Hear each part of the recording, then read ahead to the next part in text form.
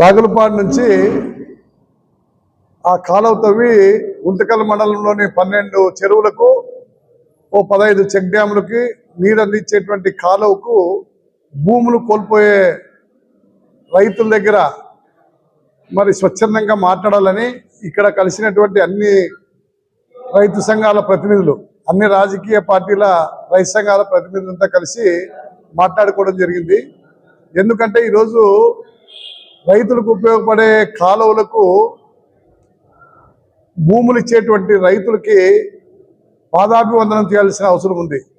ఎందుకంటే వాళ్ళు నష్టపోయి భూములు కోల్పోయి మరి కాలువకు భూములు ఇస్తున్నారు కాబట్టి అటువంటి రైతులకి మరి ఈరోజు పాదాభివందనం చేయాల్సిన అవసరం ఉంది. అందుకోసమే రాగులపాడు కాలువకు భూములు కోల్పోయేటువంటి రైతులందరినీ కూడా కలిసి వాళ్ళని అర్థించి ఈ యొక్క ప్రభుత్వానికి సహకరించి ప్రభుత్వం ఇచ్చే పారితోషికానికి మీరు సమ్మతించి భూములు ఇవ్వాలని చెప్పనని మేము కోరుతా ఉన్నాము. ఎందుకోసమంటే ఈ యొక్క భూములు ఇవ్వడం ద్వారా మీ యొక్క పంట పొలాలకి కూడా నీరు అందుతాయి.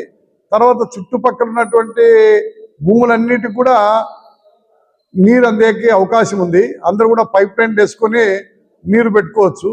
ఆ విధంగా కాలువలు పోతే ఎంతో సౌలభ్యం ఉంటుంది. ఈరోజు అందరినివా కాలువ పోతా ఉంటే 5 కిలోమీటర్లు 6 కిలోమీటర్లు కూడా పైపులు వేసుకొని ఆడ మోటార్లు పెట్టుకొని పంపింగ్ చేసుకొని మరి చుట్టుపక్కల రైతులందరూ కూడా మంచి మంచి పంటలన్నీ కూడా పండిస్తున్నారు, మంచి దిగుబడి కూడా సాధిస్తూ ఉన్నారు. అదేవిధంగా రాగులపాడు కాలువ రావడం ద్వారా కూడా మరి వజ్రకరూరు మండలంలో ఈ యొక్క తట్రకలు కానీ, అదేవిధంగా ఆ వజ్రకరూరు కానీ, కమలపాడు కానీ, గూలిపాలెం కానీ, కొనకొండ కానీ, ఇవన్నీ గ్రామాల్లో ఉన్నటువంటి పొలాలన్నిటి కూడా నీళ్ళు అందేటువంటి సౌకర్యం కలుగుతుంది. కాబట్టి మీరందరూ కూడా స్వచ్ఛందంగా భూములు ఇచ్చేదానికి ముందుకు రావాలని, ప్రభుత్వం ఇచ్చే పారితోషికానికి సంతృప్తి పడి, ఎందుకంటే ప్రభుత్వం కూడా అధిక మొత్తాలు రైతులకు పరిహారం ఇచ్చేదానికి సిద్ధంగా లేదు. ఎందుకంటే ప్రైవేట్ కంపెనీలు అయితే ఈరోజు ఆర్థిక లోటు, ఆర్థిక బడ్జెట్ ఉన్నటువంటి పరిస్థితుల్లో కాలువలకు కూడా ఎక్కువ డిమాండ్ చేస్తే వాళ్ళు కూడా ఇచ్చే పరిస్థితి లేదు. దానికని కాలువ ఆగిపోతుంది.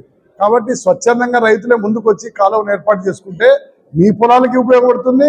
అదేవిధంగా గుంతకల్ మండలంలో ఉన్నటువంటి అన్ని పొలాలకి రైతులకు ఉపయోగపడుతుంది. కాబట్టి నీరు సమృద్ధిగా ఉంటుంది.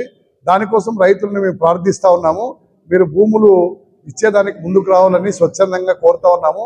అదేవిధంగా ఈరోజు రైతులు ఎంతో సోలారు దానికోసము, అదేవిధంగా గాలిమర్ల కోసము, లేదా పవర్ గ్రిడ్ల కోసము, పవర్ స్టేషన్ల కోసము, సబ్ స్టేషన్ల కోసము అన్నిటికీ రైతులు భూములు ఇస్తూ ఉన్నారు. కాబట్టి అభివృద్ధి జరుగుతూ ఉంది. రైతులే భూములు ఇకపోతే అభివృద్ధి జరగదు.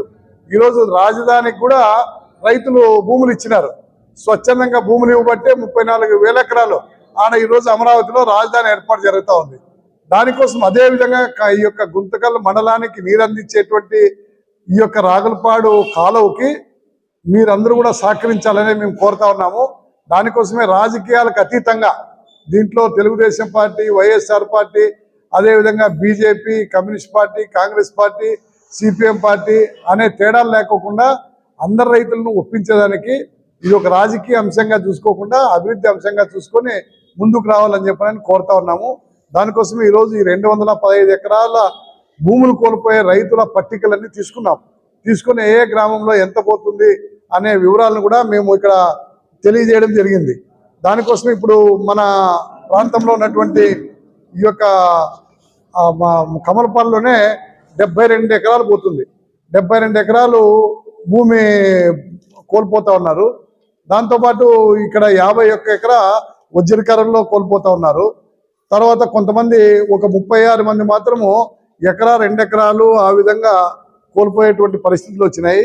దానికనే అవన్నిటిని కూడా ఈరోజు వాళ్ళకి తెలియజేసి మిగిలినంతా 50 సెంట్లు, 60 సెంట్లు, 90 సెంట్లు ఆ విధంగా మాత్రమే కోల్పోతున్నారు.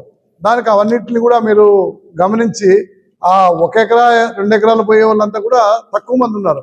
వాళ్ళని ఒప్పించి వాళ్ళకి మనసు నొప్పి లేకుండా చేయాలనే దానికోసము ఈరోజు మేమంతా ఈ ప్రయత్నం చేస్తూ ఉన్నాము. రాగులపాడులో ఎకరా 62 సెంట్లు పోతుంది. తట్రకల్లో 43 ఎకరాల 15 సెంట్లు పోతుంది. గంజిగుంట్లో 16 ఎకరాల 8 సెంట్లు పోతుంది. వజ్రకరూరులో 51 ఎకరాల 52 సెంట్లు పోతుంది. కమలపాడులో 72 ఎకరాల 41 సెంట్లు పోతుంది. గూళ్ళిపాలెంలో 11 ఎకరాల 11 సెంట్లు పోతుంది, కొనకొండలో 19 ఎకరాల 12 సెంట్లు పోతుంది. మొత్తం 215 ఎకరాలు ఈ యొక్క రాగులపాడు కాలువకి ప్రభుత్వం భూమి అక్వైర్ చేయాల. ఇది దాదాపు 15 సంవత్సరాల నుంచి కూడా పెండింగ్ లో ఉంది. కాబట్టి దీన్ని సత్వరమే పూర్తి చేస్తామని ఆర్థిక శాఖ మంత్రి కేశవ్ గారు కూడా చెప్పారు. రైతులు స్వచ్ఛందంగా భూములు ఇచ్చేదానికి ముందుకు వస్తే మేము పనులు చేసేదానికి వారికి డబ్బులు ఇచ్చేదానికి ఏమాత్రం వెనకాడేది లేదు. కాకపోతే కంపల్సరీ అక్విజిషన్ రాకోకుండా ఈ యొక్క రైతుల్ని స్వచ్ఛందంగా ఒప్పించాలనే ఉద్దేశంతో ఈ కార్యక్రమాన్ని తీసుకోవడం జరిగింది.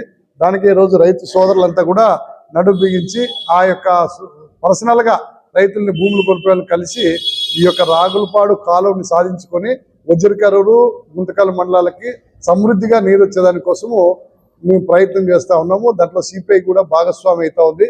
దానికోసం రైతులు సహకరించాలని కోరుతున్నాం. అదే రైతులందరూ కూడా ఇప్పుడు మార్కెట్ వాల్యూ ప్రకారం ఇప్పుడు ఇదేదో పెద్ద ప్రభుత్వం కూడా ఆర్థికంగా బలహీనంగా ఉంది. ఎందుకంటే ఆర్థిక లోటు ఉంది. దానికోసము భూముల ధరలు ఎక్కువ పెట్టి కొనే పరిస్థితిలో లేదు.